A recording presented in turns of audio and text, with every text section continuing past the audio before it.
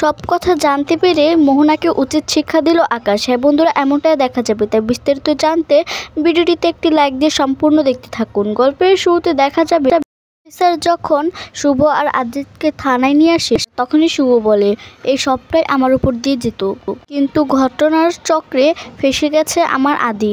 আপনারা বিশ্বাস করুন, আমরা শুধু প্রমাণটা জোগাড় করার জন্য এখানে এসেছি। আর তখন দেখা যাবে আদি রেগে গিয়ে চিৎকার করে বলে, আর শুভ, তোমাকে আমি বারণ করেছিলাম। তখনই শুভ বলে, আমি চুপ করে থাকলে তুমি ফেসে যাবে আদি, আমি চুপ করে থাকতে পারবো না। আর তখনই অফিসার বলে, কি বলতে চাইছিলেন বলুন। তখন দেখা যাবে আদিত বলে ওঠে, দেখো শুভ, তুমি অনেকটা বাড়াবাড়ি করছো, কিন্তু তুমি আমাদের সন্তানের কথা ভাবছো না। আর তখন এদিকে আদি মনে মনে বলতে থাকে, আমাকে শুভকে আগে থেকেই থামাতে দেওয়া উচিত ছিল, যে এত কথা বলতে গেলাম আমি শুভকে।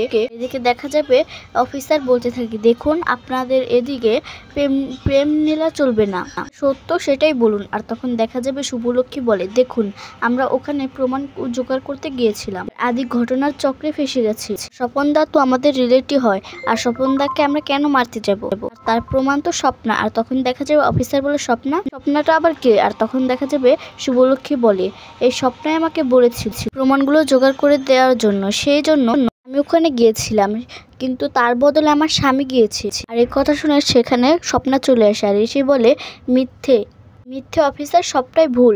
আর তখনই দেখা যাবে অফিসার অবাক হয়ে বলে, আপনি আবার কি? আর তখন দেখা যাবে স্বপ্না বলে, তাকে খুন করা হয়েছে আমি তার বোন, আর আমার ভাইকে মার্ডার করেছে এরা দুজন। এদেরকে আপনারা অ্যারেস্ট করুন, এদেরকে থানায় নিয়ে যান, আর ওদেরকে কোনোদিনও জেল থেকে বের করবেন না। তখন দেখা যাবে শুভলক্ষ্মী বলে, স্বপ্না তুই এসব কি বলছিস? স্বপ্না, তুই তো আমাদেরকে বলেছিলি হসপিটালে আসতে। তখন দেখা যাবে স্বপ্না বলে, আমি তোমাকে মিথ্যে কথা বলেছি? কিসের মিথ্যে কথা বলেছি শুভদি? তোমাকে আগে থেকেই বলে দিয়েছি যে তোমাকে আমি কিছু বলতে পারবো না, মেয়ে আর তোমার ওই আদি আমার দাদার জীবন থেকে চলে যাও। তখনই দেখা যাবে শুভলক্ষ্মী বলে, তুই কি বলছিস এসব স্বপ্না? তুই তো আমাকে বলেছিলি। স্বপ্না বলে, না, আমি তোমাকে কিচ্ছু বলিনি। অফিসার, আপনি ওকে অ্যারেস্ট করুন। আর তখন দেখা যাবে শুভলক্ষ্মী বলে, কি কারণে তুই আমাকে অস্বীকার করছিস? কি কারণে? এক সেকেন্ড, তুই আমাকে প্রথমে ফোন করে ডেকেছিস, তারপর আমি এলাম, আদিতকে দেখে তুই কিছু বলতে চাচ্ছিস না। তুই আমাকে রাত্রিবেলা আসতে বললি তোর সঙ্গে প্রমাণ জোগাড় করার জন্য। যখন আমি এলাম তখন আদিত ফেসে যায়, তার মানে তোদের পুরোটাই প্ল্যান। কেউ কলকাঠি গাড়ছে এসব করার জন্য, তাই না? বল তুই যে কি জন্য এসব অস্বীকার করছিস? স্বপ্না, তুই তো চাস যে তোর দাদার খুনিকে যেন শাস্তি দিতে পারি না? তুই চাস না তুই, তাই না? তাহলে কেন তুই এসব করছিস? তো মোহনা অনেক অস্থির হয়ে পড়ে আর বলেছে, আদিত ফেসে গেছে। আমি তো শুভকে ফাঁসাতে চেয়েছিলাম, ওই মার্ডার কেসে আমি শুভকে ফাঁসাতে চেয়েছিলাম, আমার আয়ানের না। আমার আয়ান পুলিশের কাছে থাকবে না, এটা আমি কিছুতে মানতে পারবো না, কিছুতেই না। আর তখন এই বলে সব জিনিস চিৎকার করে ফেলতে থাকে। তখনই সেখানে আকাশ আর আকাশের মা চলে আসে। আর আকাশ বলে, কি হয়েছে মোহনা, তুই এমনটা কেন করছিস? আর তখন দেখা যাবে মোহনা হাত জোর করে বলে, দাদা তুই আদিতকে বাঁচা। আর তখন দেখা যাবে আকাশ বলে ওঠে, আয়ানের কি হয়েছে? দেখা যাবে শুভদের বাড়ির সকলে অনেক চিন্তা করছে, ওরা এখনো কেন আসছে না, আমি কিন্তু এখন পুলিশের কাছে যাব, ওরা কোথায়? আর তখন সেখানে রিদ্ধি এসে বলে, মা এসব কেন বলছো বলো তো, আর একটু ওয়েট করি তাহলেই তো ওরা আসতে পারবে, এসে পড়বে। তখন আদিত্যের মা বলে, তোমরা আমার মনের কথাটা বুঝতে পারছো না, কিছু আমি তো আর খুলে বলতে পারছি না, আমার কথাটা শোনো, পুলিশের কাছে যাই, কিছু একটা সাহায্যের দরকার আছে। তখনই দেখা যাবে রিদ্ধি আর সৌমিক বলে, আচ্ছা আমরা যাচ্ছি, আমরা গিয়ে দেখছি, খুঁজে পেলে তো অবশ্যই পাবো, আর না হলে পুলিশের কাছে যাব, তুমি চিন্তা করো না। ওদিকে দেখা যাবে শুভ স্বপ্নাকে বলে, বল দাদার খুনের শাস্তি, মানুষকে শাস্তি দিতে চাস না? দাদা ন্যায় বিচার পাক, সেটা তুই চাস না?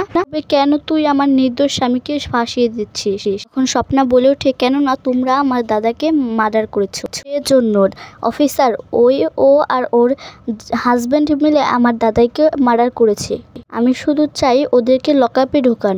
তখন এটা শুনে শুভ বলে, তুই মিথ্যে বলছিস তুই?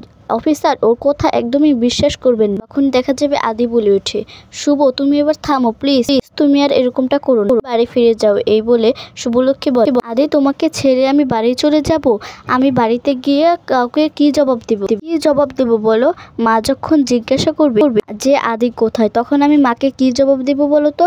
আর তখনই আদিত বলে, অফিসার আমার স্ত্রীর কোনো দোষ নেই, আমার স্ত্রীকে ছেড়ে দিন, দোষ তো আমার। আর তখন দেখা যাবে শুভ আদিতকে বলছে, যে শুভকে বলে, দেখো শুভ, আমাদের সন্তানের কথা তো ভাবতে হবে, আমি কিন্তু সন্তানের দিব্যি দিয়েছি আমি তোমাকে, এখনো দিচ্ছি, প্লিজ তুমি এখান থেকে চলে যাও। বলে, এটা তুমি কি করে বলতে পারছো আদি? কি করে তোমাকে ছাড়া আমি থাকবো?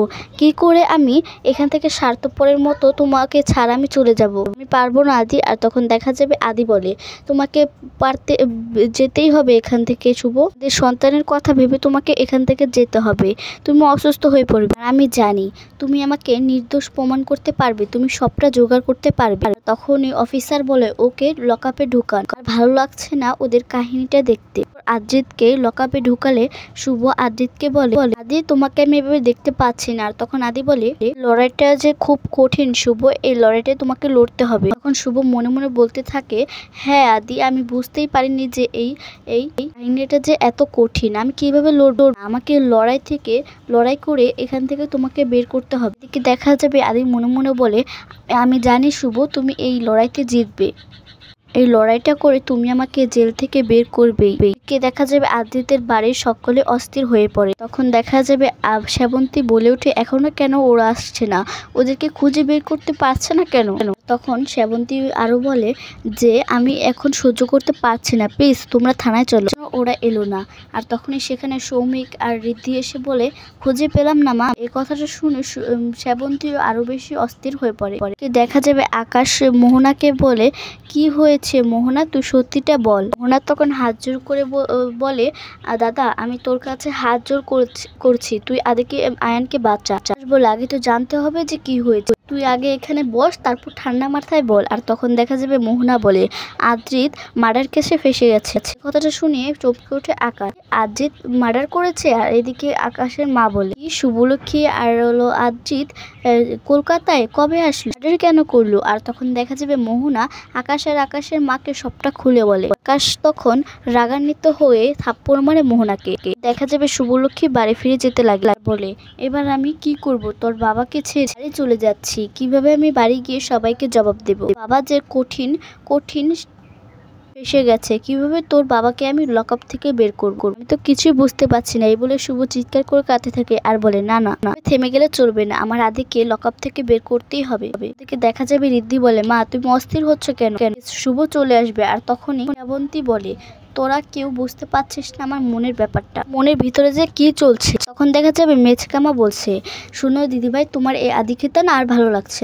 আরে ওরা দুজন তো এটাল, তাই না? ওরা দুইজন মনে হয় স্বামী স্ত্রী মিলে প্রেম করতে বের হয়েছে। তখন শ্রাবন্তী বলে, যার সন্তান সেই বুঝে তার কেমন লাগে, তোরা কি করে বুঝবি? তখনই দেখা যাবে ডোনা বলে ওঠে, আমরা যে এখানে কেন দাঁড়িয়ে আছি সেটাই বুঝতে পারছি। তখন ঋদ্ধি বলে, তোমাকে তো এখানে কেউ দাঁড়িয়ে থাকতে বলেনি, এখান থেকে চলে যাও। আর তখন ডোনা মনে মনে বলে, মোহনাতে কি করছে না, এখনো কি শাস্তি দেওয়া হয়নি, আর কেন ছাড়ছে না, এখানে থাকতে আর ভালো লাগছে না। ওদিকে শুভ চিৎকার করে কাঁদতে থাকে আর বলে, কি করব, কিভাবে প্রমাণটা জোগাড় করব? লড়াইতে তো নেমেছি, কিন্তু আমি বাইরে গিয়ে সবাইকে কি জবাব দেব বলে কাঁদতে থাকে আর বলে, না বাড়ি যে আমার যেতেই হবে, সবাইকে সবটা বলতে হবে। এই বলে শুভ বাড়ি চলে আসে। সে সবাইকে সত্য কথা বললে শুভর উপর রাগ করে শ্রাবন্ত শুভকে ঘরে দরজা আটকে বন্দি করে দেয়। শ্রাবন্ত বলে, আজ থেকে তুমি বাড়ি থেকে বের করতে পারবে না, আমি যেটা তোমাকে বলছি সেটাই করতে হবে। এই বলে ঘরের ভিতর আটকে রাখে শ্রাবন্তী।